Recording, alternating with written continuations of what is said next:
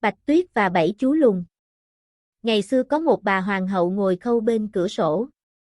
Khung cửa làm bằng gỗ mun đen nhánh. Hoàng hậu ngồi khâu nhưng lại mãi ngắm tuyết rơi nên bị kim đâm vào ngón tay, và 3 giọt máu đỏ rơi xuống tuyết trắng phau. Nhìn màu đỏ tươi nổi bật trên tuyết, hoàng hậu tự nhủ. Giá mình có một đứa con da trắng như tuyết, môi đỏ hồng hào như màu máu đỏ tươi, tóc đen nhánh như gỗ mun khung cửa sổ này thì hay quá nhỉ. Ít lâu sau bà sinh được một cô con gái da trắng như tuyết, môi đỏ như son và tóc đen nhánh như gỗ mun, vì thế bà đặt tên con gái là Bạch Tuyết. Nhưng ngay sau khi đứa trẻ sinh ra thì hoàng hậu qua đời. Sau 1 năm để tang, nhà vua lấy vợ khác. Hoàng hậu mới xinh đẹp, nhưng tính tình kiêu ngạo, ngông cuồng. Mụ sẽ tức điên người khi nghe thấy nói rằng còn có người đẹp hơn mình. Mụ này có một chiếc gương thần, mỗi khi đứng ngắm mình trước gương, thường hỏi. Gương kia ngự ở trên tường. Nước này ai đẹp được dường như ta? Gương trả lời. Muôn tâu hoàng hậu chính là người đẹp nhất ở nước này. Hoàng hậu hài lòng lắm, vì mụ biết rằng gương nói thật. Bạch Tuyết càng lớn, càng đẹp.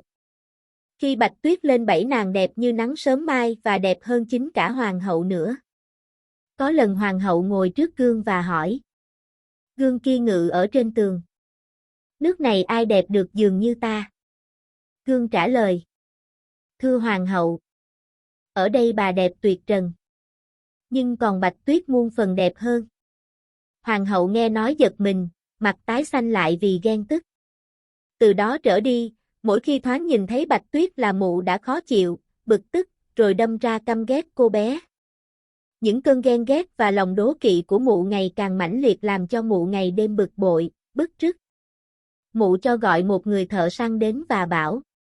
Ngươi hãy mang con bé này vào trong rừng sâu, ta không muốn nhìn mặt nó nữa. Ngươi hãy giết nó đi, mang gan, phổi nó về cho ta để chứng tỏ ngươi đã giết nó. Người thợ săn vâng lệnh và dẫn cô bé vào rừng sâu. Nhưng khi bác rút dao ra định đâm thì cô bé khóc và nói. Trời ơi, bác thợ săn yêu quý, bác hãy để cháu sống, cháu sẽ chạy trốn trong rừng hoang vu này, cháu xin thề là sẽ không bao giờ trở lại cung nữa. Thấy cô bé xinh đẹp, bác thợ săn động lòng thương và bảo. Con trốn vào rừng đi, tội nghiệp con quá. Bác nghĩ, rồi có khi thú dữ lại ăn thịt cô bé mất thôi. Nhưng dù sao bác cảm thấy trút được gánh nặng trong lòng vì chẳng phải giết người. Đúng lúc đó có một con lợn rừng con nhảy tới, bác đâm chết lấy gan phổi mang về nộp hoàng hậu làm bằng chứng. Mụ dì ghẻ độc ác sai nhà bếp xào gan phổi cho mụ ăn. Mụ đinh ninh là gan phổi Bạch Tuyết nên mụ cố ăn cho kỳ hết. Còn lại cô bé bất hạnh lủi thủi một mình trong rừng rộng mênh mông, cô sợ hãi, ngơ ngác nhìn lá cây ngọn cỏ chẳng biết làm gì. Đột nhiên cô cắm đầu chạy dẫm cả lên gai và đá nhọn. Thú dữ lượn quanh cô, nhưng chẳng có con nào đụng đến người cô. Cô bé cứ thế chạy mãi, tới lúc trời sẫm tối cô mới nhìn thấy một căn nhà nhỏ, liền vào đó nghỉ chân. Trong nhà tất cả mọi đồ vật đều nhỏ xíu, xinh xắn và sạch sẽ đến nỗi không thể chê vào đâu được. Giữa nhà có một cái bàn trải khăn trắng tinh, trên bàn bày 7 cái đĩa nhỏ xinh xinh, mỗi đĩa có một thìa con, một dao con, một nĩa on và cạnh đó là một ly cũng nho nhỏ xinh xinh như thế. Sát hai bên tường kê 7 chiếc giường nhỏ nối tiếp nhau, giường nào cũng phủ khăn trắng như tuyết. Đang đói và khát, Bạch Tuyết ăn ở mỗi đĩa một ít rau, ít bánh và uống ở mỗi ly một hớp rượu vang, vì cô không muốn để một ai phải mất phần. Suốt ngày chạy trốn trong rừng, giờ cô đã thấm mệt muốn đặt mình xuống giường nằm ngủ nhưng giường lại không vừa, cái thì dài quá, cái khác lại ngắn quá. Thứ đến cái thứ 7 mới thấy vừa, Bạch Tuyết nằm và ngủ thiếp đi.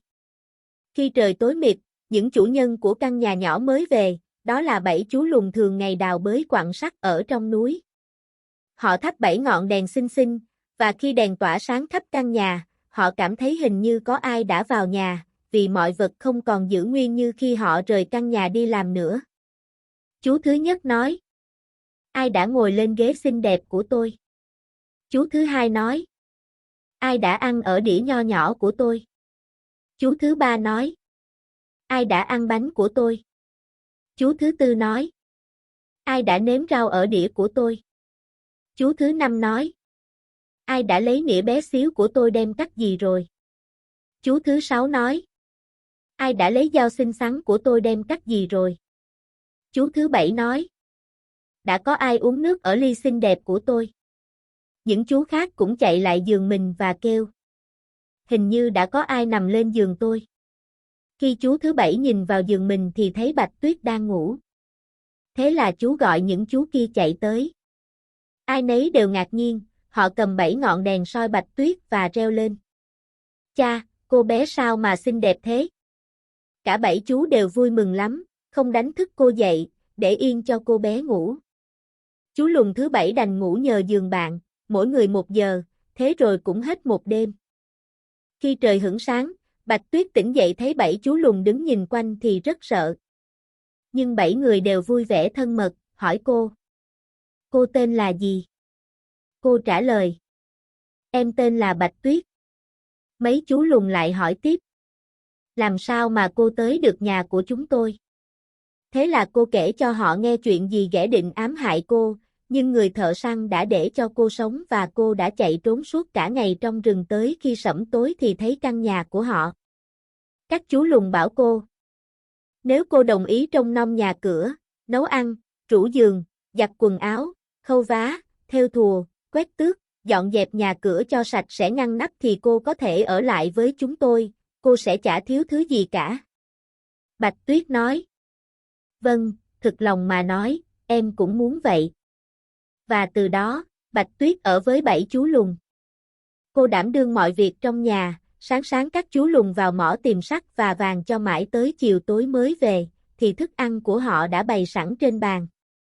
Suốt cả ngày, Bạch Tuyết ở nhà một mình. Các chú lùn tốt bụng nhắc nhở, căn dặn cô. Hãy canh chừng mụ gì ghẻ nhé. Chẳng bao lâu mụ sẽ biết là cô ở đây. Đừng có cho ai vào nhà đấy. Hoàng hậu Đinh Ninh tưởng mình đã ăn gan phổi Bạch Tuyết nên chắc rằng chỉ còn có mình là người đẹp nhất trần gian. Mụ đứng ngắm mình trước gương và hỏi. Gương kia ngự ở trên tường. Nước này ai đẹp được dường như ta? Gương trả lời. Thưa hoàng hậu.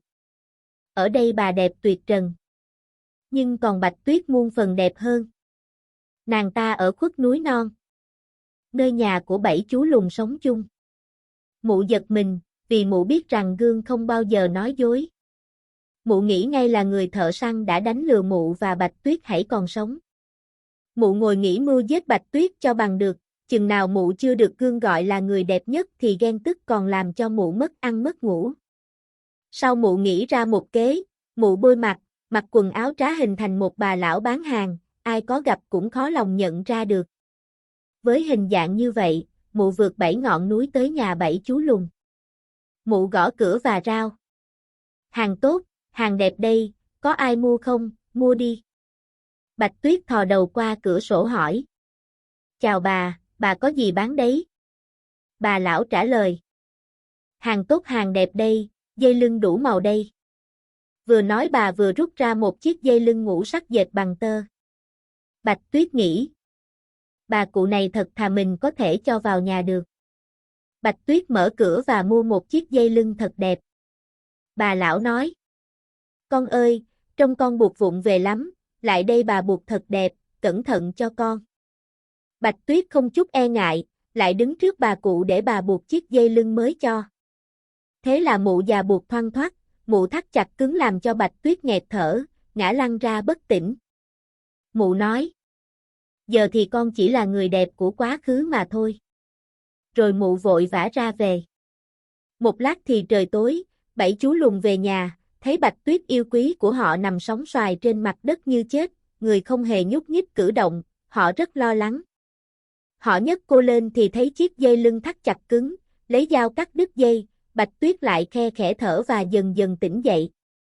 Sau khi nghe Bạch Tuyết kể chuyện vừa xảy ra, 7 chú lùn bảo cô.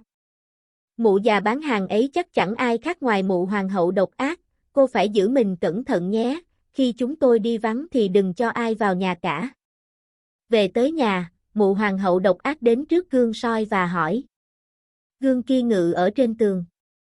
Nước này ai đẹp được dường như ta? Cũng như mọi lần, gương trả lời.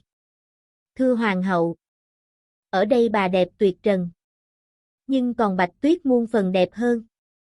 Nàng ta ở khuất núi non. Nơi nhà của 7 chú lùn sống chung. Khi nghe vậy, hoàng hậu máu trào sôi lên vì tức giận, mụ biết chắc là Bạch Tuyết đã sống lại. Mụ nói. Được rồi, tao sẽ nghĩ ra kế khác để cho mày về âm phủ. Với những phép quỷ thuật, mụ làm một chiếc lược tẩm thuốc độc. Mụ ăn mặc trá hình thành một bà già khác lần trước, rồi vượt 7 ngọn núi tới nhà 7 chú lùn. Mụ gõ cửa và rao to. Hàng tốt, hàng đẹp, ai mua ra mua. Bạch Tuyết ngó ra và nói. Bà đi đi, tôi không được phép cho một ai vào nhà. Mụ già nói. Nhưng chắc không ai cấm con cầm cái lược này xem chơi một chút chứ. Rồi mụ lấy chiếc lược tẩm thuốc độc dơ lên. Bạch Tuyết thích chiếc lược quá nên quên cả lời dặn dò, chạy vội ra mở cửa. Khi đôi bên thỏa thuận giá cả xong, mụ già nói. Giờ để bà chải cho con nhé, bà chải cho thật đẹp nhé. Cô bé đáng thương ấy không nghi ngờ gì cả, cô để mụ chải đầu cho. Nhưng lược vừa mới cắm vào tóc, Bạch Tuyết đã bị ngấm thuốc độc, ngã lăn ra bất tỉnh. Mụ già độc ác nói. Thế là người đẹp nhất nước đã đi đời nhà ma. Nói xong mụ bỏ đi. Nhưng may thay trời sắp tối, một lát au thì 7 chú lùn về tới nhà. Thấy Bạch Tuyết nằm như chết ở dưới đất, họ nghi ngay mụ gì ghẻ, họ lùng sục và tìm thấy chiếc lược tẩm thuốc độc cài trên đầu, vừa mới lấy lược ra thì Bạch Tuyết tỉnh dậy kể lại sự việc đã xảy ra. Một lần nữa 7 chú lùn lại căn dặn cô phải cẩn thận, bất cứ ai đến cũng không mở cửa. Bước chân về tới nhà, hoàng hậu lại soi gương và hỏi. Gương kia ngự ở trên tường. Nước này ai đẹp được dường như ta? Cũng như mọi lần, gương trả lời. Thưa hoàng hậu. Ở đây bà đẹp tuyệt trần. Nhưng còn Bạch Tuyết muôn phần đẹp hơn. Nàng ta ở khuất núi non. Nơi nhà của 7 chú lùn sống chung. Nghe gương như vậy toàn thân mụ rung lên vì tức giận, mụ thét lên. Bạch Tuyết, mày phải chết, dù tao có mất mạng cũng cam lòng. Sau đó mụ vào một căn phòng hẻo lánh trong lâu đài nơi không hề có ai bước chân tới, và mụ tẩm thuốc độc vào táo, quả táo chín đỏ trông rất ngon, ngon đến nỗi ai nhìn thấy cũng muốn ăn. Nhưng ai ăn một miếng sẽ chết ngay tức khắc. Khi tẩm thuốc xong, mụ bôi mặt, mặc quần áo trá hình thành một bà nông dân. Rồi mụ lại vượt 7 quả núi đến nhà 7 chú lùn. Mụ gõ cửa, Bạch Tuyết thò đầu qua cửa sổ nói. Cháu không được phép cho ai vào nhà, vì 7 chú lùn đã cấm rồi. Bà già nói. Thế cũng chẳng sao. Chỗ táo ngày bà muốn bán rẻ nốt để còn về. Đây, để bà cho con một quả. Bạch Tuyết nói. Không, cháu không được phép nhận một thứ gì cả. Bà già nói. Con sợ ăn phải thuốc độc chứ gì. Trong đây này, bà bổ táo làm 2, con ăn nửa táo chín đỏ, bà ăn phần táo trắng còn lại. Quả táo được tẩm thuốc rất khéo léo, chỉ nửa táo chín đỏ ngấm thuốc độc, Bạch Tuyết mắt hau háu nhìn quả táo chín ngon, thấy bà nông dân ăn mà không sao cả nên không dằn lòng được nữa, thò tay ra đón lấy nửa táo ngấm thuốc độc. Cô vừa cắn được một miếng thì ngã lăn ra chết liền. Hoàng hậu nhìn cô với con mắt gườm gườm, rồi cười khanh khách và nói.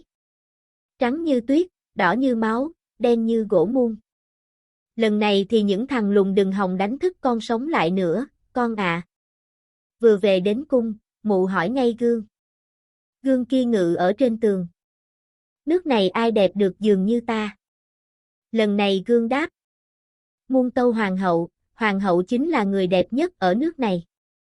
Lúc đó, tính ghen ghét đố kỵ của mụ mới nguôi, mụ mới cảm thấy mãn nguyện.